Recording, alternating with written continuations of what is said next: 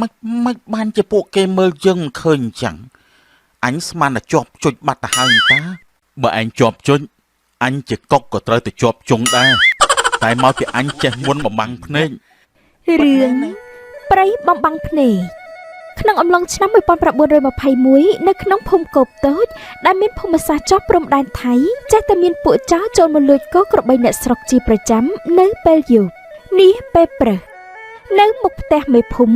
អ្នកភូមិ 4-5 នាក់លោកមេភូមិអើយលោកមេភូមិនៅផ្ទះទេលោកមេភូមិដើរចេញពីម្ខាងមកហើយអ្នកទាំងអស់គ្នាលោឡាស្អីទាំងព្រលឹមនឹងខ្ញុំស្មានតែលោកមេភូមិនៅផ្ទះខំតែស្រែកហៅអញ្ជើញមកពីណានឹងលោកមេភូមិទៅមកពីវត្តនឹងណាទៅសួរសុខទុក្ខលោកគ្រូសង្គ្រាចព្រោះលោកអាពាត2-3ថ្ងៃហើយអ្នកទាំងអស់គ្នារកខ្ញុំមានកាយដែរគ្មានរឿងអីក្រៅពីបាត់គោបាត់កបីនឹងទេលោកមេភូមិអើយខ្ញុំក៏បាត់កបីមួយដែរត្រូវហើយពីយប់មិញខ្ញុំបានបាត់អស់មេគោ2ក្បាលហើយណាលោកមេភូមិខ្ញុំក៏បាត់គោ1ក្បាលដែរ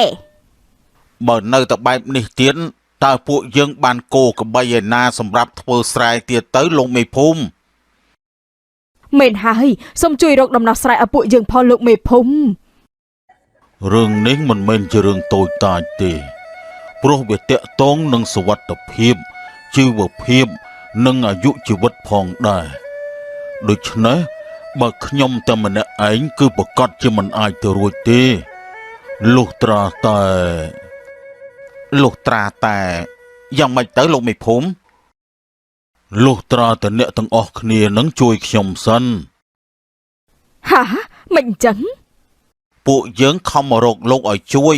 មិនបានត្រូវពួកយើងជួយលោកទៅវិញនោះខ្ញុំជាអ្នករៀបចំផែនការហើយអ្នកទាំងអស់គ្នាជួយរួមដៃគ្នាធ្វើជាមួយខ្ញុំតើបានទេរឿងហ្នឹងកុំថាឡើយតែពួកយើងសូម្បីតែខ្មោចក្នុងភូមិនេះក៏ចាំជួយស្រាប់ទៅហើយលោកមិនចាំបាច់បារម្ភអីទេបើអញ្ចឹងយប់នេះយើងនឹងរួមសាមគ្គីចាប់ចោលទាំងអស់គ្នាសាមគ្គី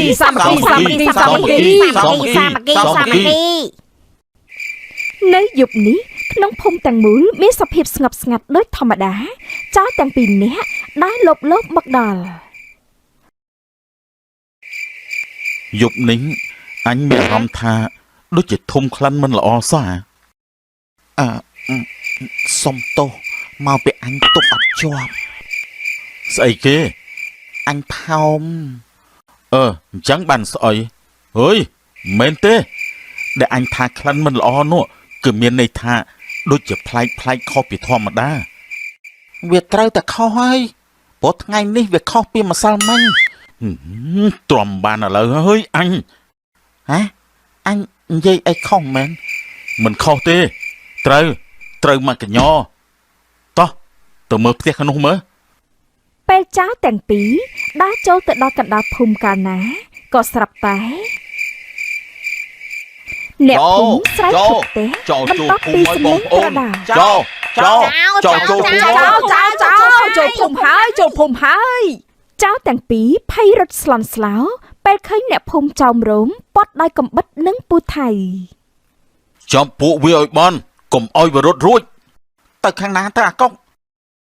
ខាងណាក៏បានដែរឲ្យទៅរួចខ្លួនឆាប់ទៅបងប្អូនពាត់វាឲ្យជាប់វាទៅខាងនោះហើយពួកចៅបានរត់ចូលព្រៃតូចនោះប៉ុន្តែពេលអ្នកភូមិទៅដល់រកមិនឃើញសោះឡើយបើទោះបីជាដើរស្ទើរចុះពួកចៅទៅហើយក្តីទេពួកវាមកដល់តានេះតាហើយមិនក៏មិនឃើញអញ្ចឹងពួកយើងនាំគ្នារកមើលឲ្យសពពេលអ្នកភូមិរកមើលចៅទាំងពីរមិនឃើញក៏បាននាំគ្នាត្រឡប់ទៅភូមិវិញត្រីកំពុងពួនដោយដៃបិទមុខណែក្រោកឡើងពួកអ្នកភូមិទៅបាត់អស់ហើយមែនហ៎មិនបានជាពួកគេមើលយើងមិនឃើញអញ្ចឹង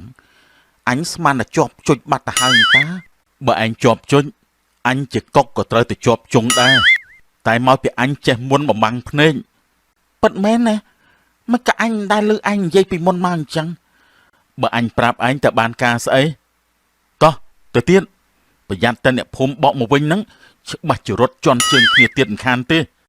គ្រាន់តែចោលទាំងពីរបែរខ្នងភ្លាមស្រាប់តែឃើញផ្ទះធំមួយ ពេលយើងពួនមិញមិនឃើញផ្ទះនេះអញក៏ពោលឆ្ងល់ដែរហ្នឹងណាថាតើផ្ទះនេះវាមកពីណាអីក៏លឿនម្ល៉េះឬក៏មកពីពួកយើងភ័យពេកភ្លេចមើលដឹងអាចដែរ ស្រីស្អាតម្នាក់កំពុងងូតទឹកនៅក្បែរពីនក្រោមផ្ទះ ណែអាកុកឯងមើលនោះខ្ចីញ៉ាញ់ណា ចោលទាំងពីរដើរទៅរកស្រីស្អាត ក្មួយទាំងពីរ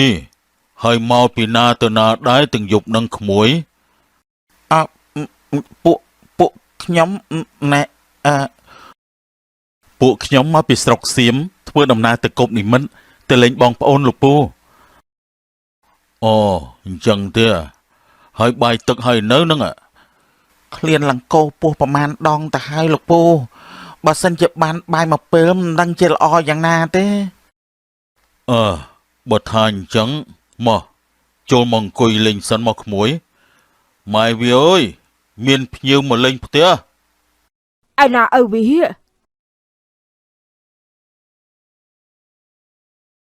ជំរាបសួរណាមីង លើកដៃថ្វាយព្រះក្មួយហើយនេះ ពួកគេមិនទាន់បានទទួលទានអីនៅឡើយទេ ម្ចាស់ថ្លៃអើយសុទ្ធតែពេញកម្លាំងផងចាំឲ្យភ្លេចណាក្មួយមីកតុយកូនចាម៉ែទៅលើកតែមួយប៉ាន់មកហើយយកនំនៃខ្លះយកមកឲ្យបងសិនមកកូនទម្រាំបាយម្ហូបឆ្អិនចាម៉ែចៅនិងសេដ្ឋីអង្គុយផឹកតែបន្ទាប់ពីទូចយកនំនិងតែមកដាក់ឲ្យ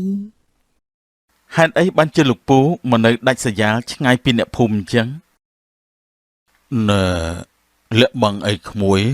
កាលពីខ្ញុំនៅក្រខ្ញុំក៏នៅជុំពួកគេដែរតែដល់ពេលខ្ញុំរកស៊ីមានបានទៅខ្ញុំក៏មកសង់ផ្ទះនៅទីនេះវិញព្រោះខ្ញុំធុញទ្រាន់នឹងពួកអ្នកភូមិមកខ្ចីមកបល់ខ្ញុំណាអូបានហើយលោកពូនៅតែគ្នាប៉ុណ្ណឹងអ្នកទេហ៎បានមានតែខ្ញុំប្រពន្ធខ្ញុំនិងកូនស្រីខ្ញុំម្នាក់តែប៉ុណ្ណោះអត់មានបាវព្រាវអត់មានអ្នកការពារអីទេលោកពូអត់មានទេបាយម្ហូបមកដល់ហើយក្មួយសុំទោសផងណាដែលចាំយូរពួកយើងទៅវិញទេដែលត្រូវសុំទោសអ្នកមីងនិងលោកពូនោះព្រោះនាំគ្នាមករំខានទាំងយប់អត្រាតបែបនេះមិនអីទេសុំឲ្យតែពួកយើងបំរើចំមនុស្សល្អទៅចោះតែបើពួកក្មួយជាមនុស្សមិនល្អវិញនោះគឺច្បាស់ជាពួកយើងមិនស្វាគមន៍ទេពួកក្មួយមិនមែនជាមនុស្សអាក្រក់ឬជាចោរលួចគោលួចក្បីអ្នកភូមិឯណាអីណែពួកយើងគឺជាដូចខ្ញុំបានជម្រាបលោកពូខាងដើមអញ្ចឹងគឺពួកយើងគ្រាន់តែឆ្លងកាត់តាមនេះតែប៉ុណ្ណោះហើយពួកយើងមិនដែលធ្វើឲ្យអ្នកណាក្តៅក្រហាយទេលោកពូអញ្ចឹងទទួលទានចោះបាយម្ហូបត្រជាក់អស់ហើយអញ្ចឹងពិសាឲ្យឆ្ងាញ់ចោះណាក្មួយចៅទាំងពីរហូបបាយទូចអង្គុយនៅម្ខាងចៅទាំងពីរនាក់ដើរទៅរកហើយមកអង្គុយធ្វើអីម្នាក់ឯងនៅកន្លែងនេះអូនចាកំពុងអង្គុយមើលដួងច័ន្ទហើយគិតថាបើបានទៅដល់ឋាននោះមិនដឹងជារំភើបប៉ុណ្ណាទេអញ្ចឹងឲ្យពួកយើងកំដរទៅយើងនឹងនាំអូនឲ្យទៅហួសឋានប្រច័នទៅទៀតបងបានន័យថាម៉េចគឺបានន័យថាពួកបងទាំងពីរនាក់នឹងនាំអូនហោះហើរដល់ឋានសួគ៌7ជាន់តែម្ដងពួកចៅដើរចូលទៅចាប់ពួកឯងចង់ធ្វើអីហ្នឹងលេងយើងឈប់សិនពួកឯងគិតធ្វើស្អីហ្នឹងស៊ីបាយយើងឆ្អែត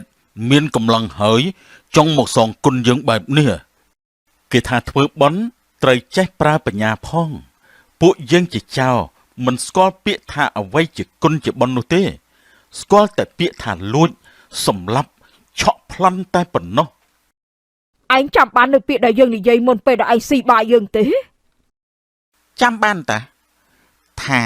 បើពួកយើងជាមនុស្សមិនល្អទេ មិនស្វាគមន៍ពួកយើងទេ មិនមែនទេ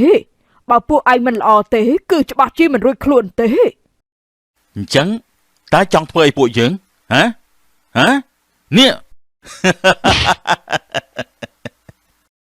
នេះកកដកកំបិតចាក់ប្រពន្ធលោកសេដ្ឋី